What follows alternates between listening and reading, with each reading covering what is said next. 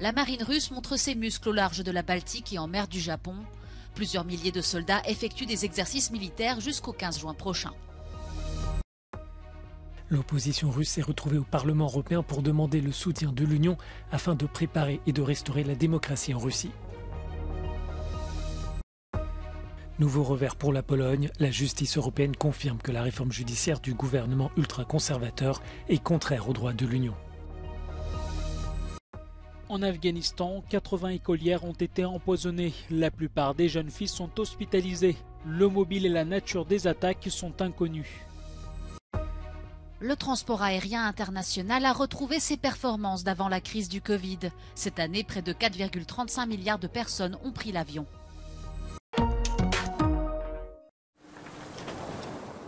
Démonstration de force au large de la mer Baltique. Sur cette mer entourée de pays membres de l'OTAN, la marine russe a lancé de vastes exercices militaires. 25 avions, 40 navires de guerre et 3500 soldats simuleront divers scénarios de combat jusqu'au 15 juin prochain.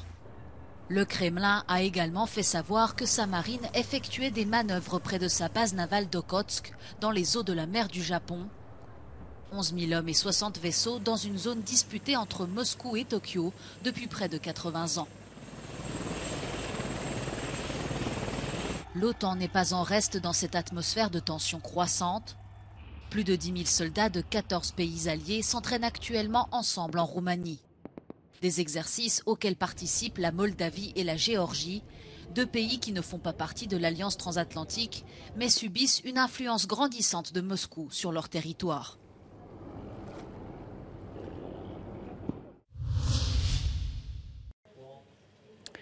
Russia's defense ministry has claimed that Kyiv has launched a major attack in the southern Donetsk region using tank and mechanical units. Now, Ukrainian armed forces say that they have no information on large-scale offensive in Donetsk region. On Sunday, Kyiv urged silence about any plans to reclaim territory that Russia has seized in the 15-month full-scale invasion. The Institute for the Study of War says Ukrainian forces conducted local ground attacks and reportedly made limited tactical gains in western Donetsk region and eastern Zaporizhia region on the 4th of June. Geolocated footage posted on Sunday shows that mechanized Ukrainian forces made limited advances northeast of Rivnopil. Russian meal bloggers claim that Ukrainian forces attacked in this direction and captured Novodarivka and Neskuchne. These are the settlements at the border between Donetsk and Zaporizhia regions. Some Russian meal bloggers claim that Ukrainian forces broke through the first line of Russian defenses and advanced from 500 meters to 3 kilometers in this area. A Russian-appointed official in occupied part of Zaporizhia region told Russian state media that Ukrainian troops are attempting to break the defense line here to reach the Azov Sea coast. Wagner Group leader Yevgeny Prigozhin claimed on the 4th of June that Ukrainian forces may have regained positions in southwestern Bakhmut, supporting repeated Ukrainian reports that the Ukrainian forces maintain positions on the southwestern outskirts of the city. On Monday, he said that Ukrainian forces had retaken part of the settlement of Berhivka north of Bakhmut, calling it, quote, a disgrace. Ukrainian officials have continuously reported that Ukrainian forces maintain positions in outskirts of Bakhmut since the 20th of May, when Prigozhin claimed that Wagner forces seized the entirety of the city. Les représentants de l'opposition russe et la société civile appellent l'Union européenne à les soutenir en vue de préparer et de restaurer la démocratie en Russie après la guerre. Mikhail Khodorkovsky, exilé en Suisse et l'un des principaux opposants au président russe, s'est rendu lundi au Parlement européen dans ce but. Il regrette que la résistance contre la guerre ne soit pas plus populaire. Toutefois, il se félicite de voir que 12% des citoyens russes se disent contre le conflit, ce qui signifie selon lui que des millions de personnes n'ont pas peur d'exprimer leur opinion.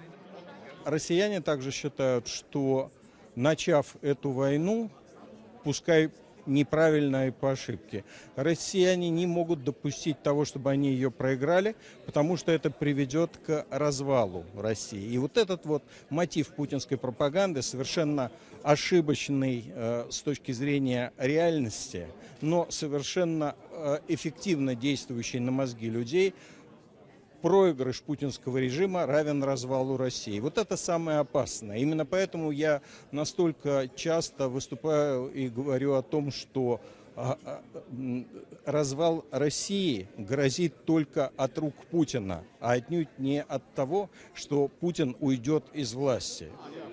L'eurodéputé Andrius Kubilius, ancien Premier ministre lituanien, juge qu'un changement de régime peut se produire en fonction de l'issue de la guerre.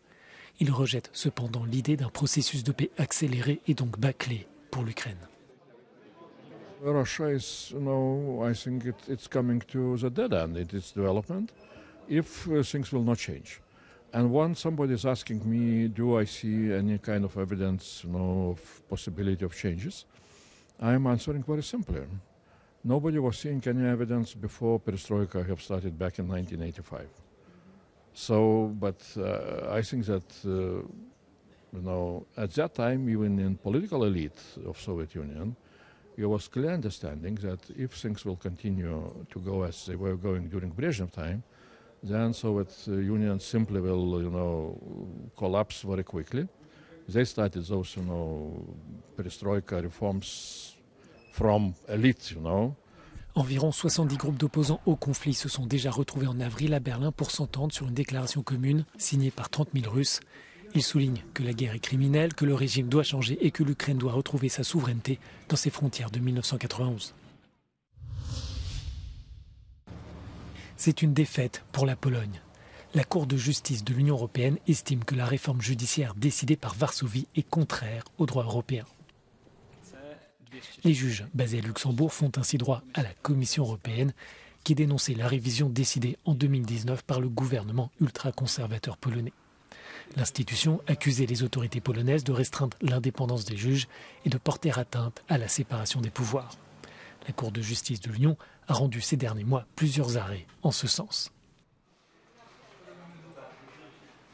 La décision prise lundi met ainsi un terme à l'astreinte quotidienne décidée il y a 2 ans contre la Pologne, mais Varsovie devra payer le montant dû. La Commission dispose toujours d'un moyen de pression politique puisque l'Union n'a pas encore débloqué les milliards d'euros prévus pour la Pologne dans le cadre du plan de relance post-pandémie. Pour sa part, le ministre polonais de la Justice dénonce une décision prise par une cour qu'il qualifie de corrompue. I think this is a win for the European Commission because the court agreed it on all of its counts. But in sports terms, this feels like one of those final matches in a season that aren't that much important to the final outcome because the real big match, the one about the recovery fund, is happening elsewhere. La décision de la Cour n'est pas la seule difficulté pour le gouvernement polonais. Des milliers de personnes se sont retrouvées pendant le week-end à Varsovie pour l'un des plus grands rassemblements depuis la chute du communisme. Les manifestants ont fait part de leur colère à propos de l'inflation, du coût de la vie, des droits des femmes et des personnes LGBT. Des inquiétudes se sont aussi exprimées à propos d'une nouvelle loi qui pourrait porter atteinte à la démocratie en Pologne. Le texte, critiqué par l'Union européenne et les États-Unis, crée une commission chargée d'enquête sur l'influence de la Russie dans le monde politique polonais et qui aurait le pouvoir d'interdire à des personnes d'assumer des fonctions publiques pendant 10 ans.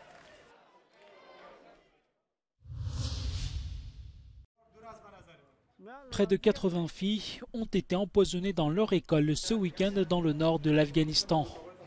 Les talibans ont affirmé que la personne responsable des attaques avait une rancune personnelle, mais ils n'ont pas donné plus de précisions.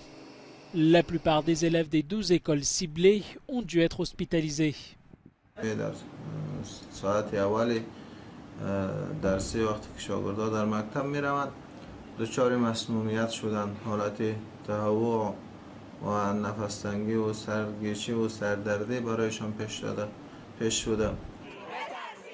En novembre, l'Iran voisin avait également été secoué par une vague d'empoisonnement, principalement dans des écoles de filles. Le mobile et la nature de ces attaques restent toujours indéterminés. Un nouveau candidat lancé à la conquête de la Maison-Blanche. L'ancien vice-président Mike Pence a déposé ce lundi sa candidature auprès de la Commission électorale fédérale en vue de l'élection présidentielle de 2024. Une décision que le républicain doit officialiser depuis son domicile dans l'Iowa lors de son anniversaire ce mercredi. Il rejoint une arène de candidats républicains déjà bien remplie, avec une dizaine de prétendants qui, pour l'heure, sont tous largement distancés dans les sondages par l'ancien président Donald Trump. Au Brésil, les peuples autochtones s'insurgent contre un projet de loi voté la semaine dernière par les députés. Selon ce texte, les indigènes ne peuvent revendiquer que les terres qu'ils occupaient au moment de la promulgation de la Constitution en 1988. Cette législation, qui doit aussi être approuvée par le Sénat, limite considérablement la démarcation des terres des indigènes. Le président Lula s'était pourtant engagé à défendre ces peuples, mais la Chambre des députés est dominée par les conservateurs, sensibles à l'industrie agroalimentaire, en grande partie responsable de la déforestation. Le transport aérien international a retrouvé le sourire. 3 ans seulement après la plongée aux abysses du Covid, le secteur a presque retrouvé son niveau de trafic et de chiffre d'affaires d'avant la crise. Un redressement nettement plus rapide que prévu, permis par le retour en force des passagers partout dans le monde. En 2019, juste avant la crise sanitaire, les compagnies aériennes ont transporté près de 4,54 milliards de voyageurs. Un record dont devraient s'approcher les chiffres de cette année, 4,35 milliards selon l'Association du transport aérien international, IATA. Toutes les zones géographiques ne retrouveront toutefois pas les mêmes bénéfices cette année. Contrairement aux transporteurs nord-américains, européens et moyen-orientaux qui évolueront largement dans le vert, les compagnies asiatiques, africaines et sud-américaines risquent de rencontrer des problèmes financiers cette année encore. Mais le secteur reste optimiste, notamment à cause de la levée des restrictions anti-Covid en Chine fin 2022.